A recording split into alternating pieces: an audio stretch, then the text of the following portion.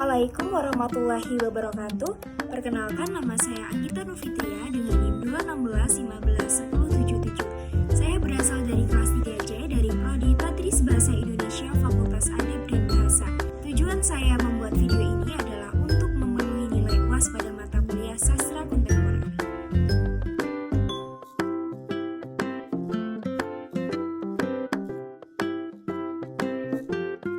Sastra kontemporer merupakan bentuk seni yang mengobrak-abrik tatanan bahasa atau kata. Karakteristik sastra kontemporer dihuni oleh para pemburu dalam sejarah sastra suatu bangsa-bangsa. Titik tolaknya adalah sastra yang sudah ada dalam masyarakat. Karakteristik yang sangat menonjol pada karya sastra kontemporer ini adalah karyanya yang sangat non-konvensional, sehingga dalam karya sastra ini cenderung kurang diminati oleh para pembaca pada umumnya. Ciri atau karakteristik sastra kontemporer atau sering disebut dengan sastra avant-garde ini yaitu sastra yang sudah jelas penokohannya atau karakter tokohnya. Cerpen atau cerita pendek adalah salah satu karya sastra yang berbentuk prosa naratif yang ceritanya relatif singkat. Dikatakan singkat karena pada dasarnya cerpen hanya memiliki satu fokus permasalahan atau konflik. Cerpen Indonesia kontemporer adalah cerita pendek yang berisikan kehidupan manusia Indonesia yang terasing dari dunianya karena gencatan suasana metropolis, pemberontak yang berada di tengah-tengah pergulatan nilai-nilai saling bertentangan yang membuktikan bahwa manusia mempunyai potensi-potensi unik. Dalam sastra Indonesia modern, cerpen kontemporer mulai berkembang pada tahun 1970-an. Pada masa ini, pertumbuhan kreativitas yang luar biasa terjadi dalam penulisan cerita pendek. Cerita pendek mempunyai tendensi yang baru baik dari segi pengucapan maupun tema-temanya, di mana pada masa itu kreativitas tanpa batas yang mengiringi langkah berbagai genre sastra turut juga diusung oleh para cerpenis dengan melakukan beragam inovasi melalui kreativitas penciptaan cerita pendek, sehingga dengan sendirinya tradisi konvensional yang telah menjadi konsep dalam cerita pendek sebelumnya telah ditinggalkan dan tidak lagi menjadi ciri atau ketetapan. Cerita-cerita pendek kontemporer muncul tidak selalu mengikuti pola cerita-cerita pendek yang ada, tetapi mereka berusaha menemukan pengucapan diri dengan inovasi yang matang. Konsep sastra Indonesia kontemporer, khususnya konsep cerita pendek kontemporer, dapat dikatakan sebagai protes terhadap kepincangan-kepincangan masyarakat pada awal industrialisasi. Di samping itu, protes terhadap pengaruh negatif yang disebabkan oleh perkembangan ilmu pengetahuan dan teknologi. Akibat langsung pengaruh negatif itu adalah terjadinya krisis sosial, krisis politik, krisis ekonomi, dan krisis nilai.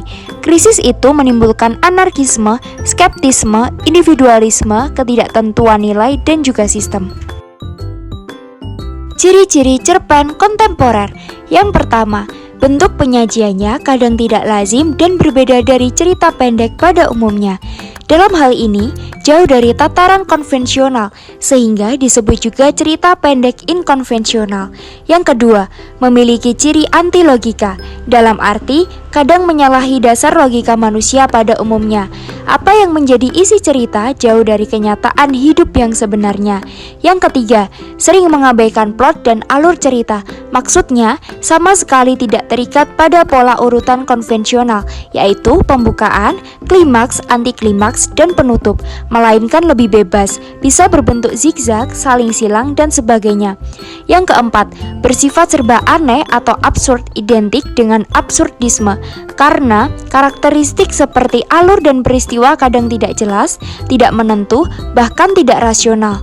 Yang kelima, anti tokoh atau tidak mengindahkan masalah jelas atau tidaknya tokoh-tokoh di dalamnya. Tokoh yang ada dalam cerita pun lahir dari pengimajinasian, khayalan, dan sebagainya. Yang keenam, khusus dalam tema realitas kehidupan, selalu bersifat kompleks dan terasing, melukiskan detail, insiden, dan situasi secara multi, atau tidak fokus pada satu emosi dan impresi, serta menimbulkan efek dan kesan yang majemuk. Beberapa contoh cerpen kontemporer. Yang pertama, cerpen karya Danarto berjudul Armageddon dan Rintrik.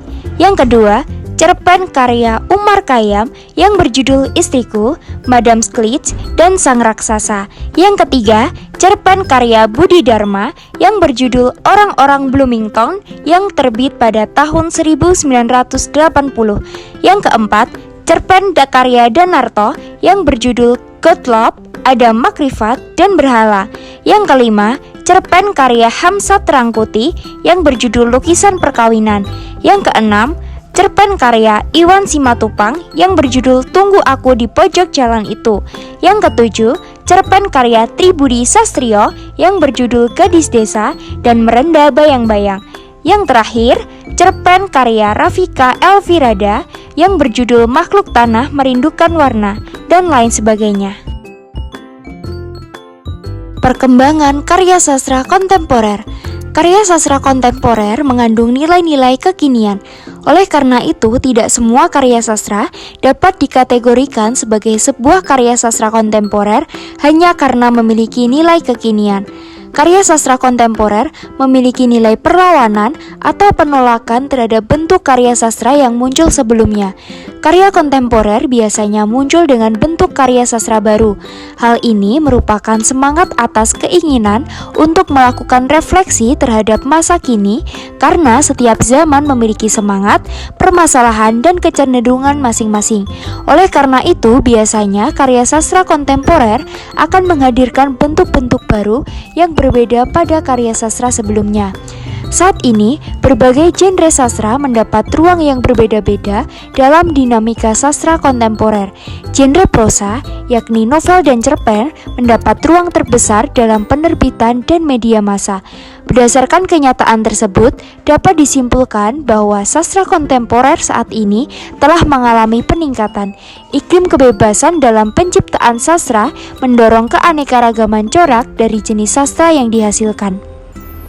Banyaknya keberagaman karakteristik dan genre pada karya sastra mengharuskan untuk seorang peneliti sastra yang ingin mengkaji sastra kontemporer harus memiliki pengetahuan mengenai sejarah sastra dan sosial.